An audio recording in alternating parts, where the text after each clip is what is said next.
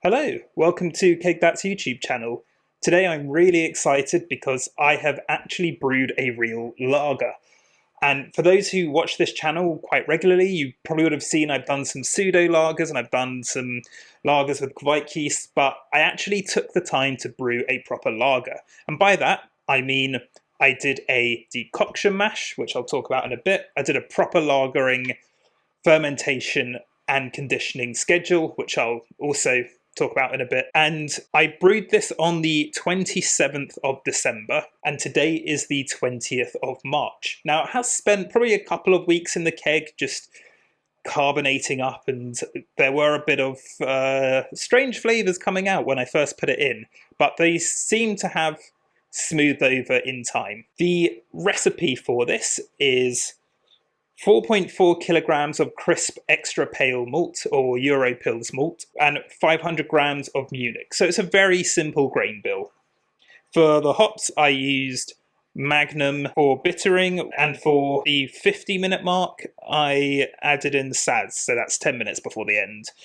Now, for the yeast, I used Saflager S-189. Because I fermented at 12 degrees, I needed to use more than one sachet, so normally I would use two, but because I actually have quite a few out-of-date sachets, I ended up using three.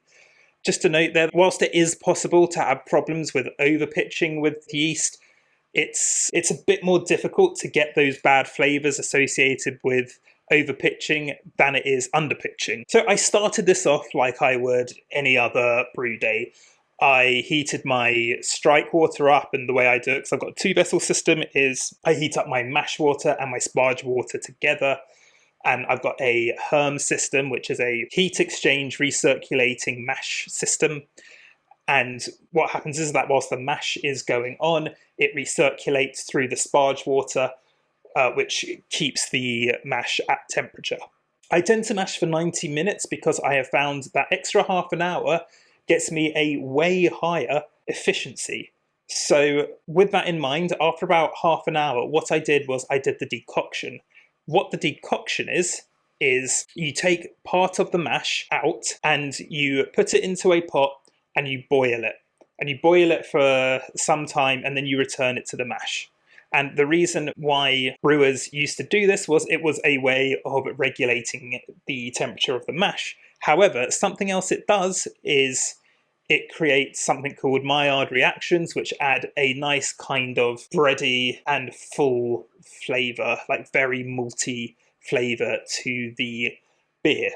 If you've been to Munich and you've drank the Munich lagers there, or you've been to the Czech Republic and you've had Czech lagers there, they have like a really full kind of malty, bready flavour, and that's kind of what I was going for here. So how do you do a decoction?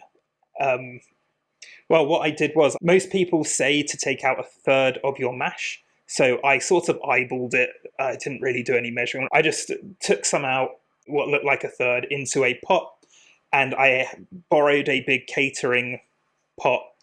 And I also borrowed a induction hob to cook it on, and I put it on full blast and started heating the grains. Something else as well is to take grain other than liquid. You don't want a great deal of liquid, because if you start boiling the liquid, you start boiling the enzymes which help with the conversion of starches to sugars. So whilst it's heating up and whilst it's boiling, it is required to stir it fairly consistently and constantly, because something that we don't want to do is to scorch the grains or burn the grains, because then we're going to add in like burnt flavours to the beer, which just you really don't want in a lager. So I was stirring and I was stirring and I was stirring. I did this for about half an hour, and then I then returned the grains that I took for the decoction back to the mash tun, and I carried on as normal. So I recirculated for the remainder of that 90 minutes, and then I sparged as I normally would, and then I started the boil as I normally would. I then, after the boil, transferred to a fermenter, and once it was in the fermenter, I added my yeast and I put it in my fermentation chamber, where it sat for 12 degrees for 2 weeks. and then I increased the temperature to 18 degrees. And this is important for lagers because this is what is called a diacetyl rest.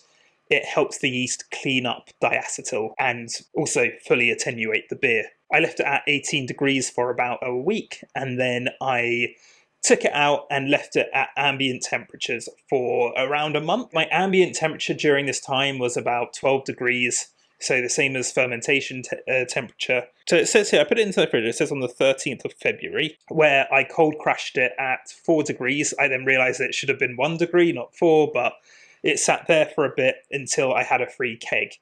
And I basically put it on around 2 weeks ago. And let's see how it tastes. Right, so it's got a bit of haze to it, and I think I forgot to put in a well flock tablet, and I've been doing that a lot recently. I'm not too bothered about the haze. It looks like it's actually been clearing up a bit in the keg. I'm not too bothered about the haze as long as it tastes nice. I mean, I would be bothered if I was entering it into a competition, but this is just for me to enjoy. It doesn't seem to have much head, but the head that is there is white and kind of rocky. Oh, it's got a lovely doughy aroma, quite sweet from malts. Like, getting at my moustache. A very like malt forward aroma. Kind of an interesting like floral aroma as well. Very bready, very doughy, and it is a fairly complex malty aroma. There is a bit of diacetyl in there as well. So considering that this is more on the German type of lager, so more of like a Helles or a German Pilsner, diacetyl isn't really supposed to be that strong in there. Funny enough, I really like the flavour of diacetyl. What it is basically a buttery popcorn kind of aroma and flavour. And it's acceptable in like Czech Pils beers, but I'm not really sure. I don't really think, like according to BJCP guidelines anyway, it's not terribly acceptable in German styles, but I think it goes quite well and I really enjoy it. And as I say, I'm not brewing for a competition, so anyway, let's see how it tastes. It really got that rich malty flavour, so I'm getting very similar descriptors to the aroma, so it's really nice and bready, like bread crusts, doughy. On the finish, I'm getting a balanced bitterness.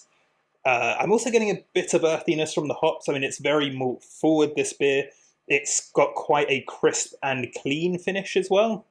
The mouthfeel is, I'd say it's about a medium mouthfeel. It has a small bit of slickness to it. I know often that's not necessarily a good thing, but in this case it goes really, really well with this beer. Like it goes really well to support the malty notes of it. Like, it's got like a honey flavour coming through.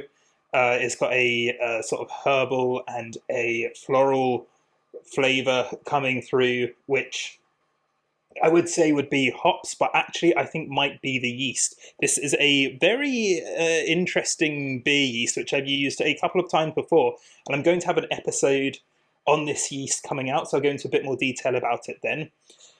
So this beer that I have brewed in this style with this yeast, I think makes a really good German Pils. It's on the drier side of things. It's very malt forward with some other hop flavours like herbal and floral coming through, although in actual fact they're not really hop flavours, they're more yeast flavours, yeast esters.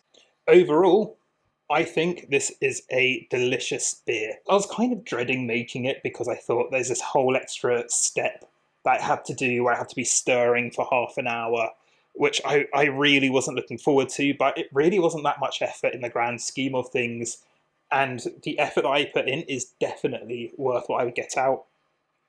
I'm also very impatient. I want the beer, like, now. You know, like, I make it, then I want it the day it's brewed, really. I'm definitely the kind of brewer who, like, the day after brew day, I've, like, my face is pressed up against the fermentation chamber, waiting for the bubbles to stop in the airlock. And like perhaps even taking gravity samples way sooner than I should. So this is actually a good lesson in being patient. I just put it in my chamber and left it, forgot about it. And I think it's really paid off to the extent that what I am now going to do is I'm going to try this method with so many more styles of beer. Like, I really want to make a Czech Pils, which is probably my favorite kind of beer. It's the same kind of recipe, the same everything, just a more suitable yeast for that style. This yeast is it is very suitable for this style. It does, as I say, I'm going to make a video about it, which will go into a bit more detail, but I think this is really good for something like a German Pils or maybe even a German Helles as well. Anyway, if you have made a lager or you have any questions about making lager, please do comment below. I'd really like to hear how you got on making yours. And if you found this video useful, please do like and please subscribe. Thank you.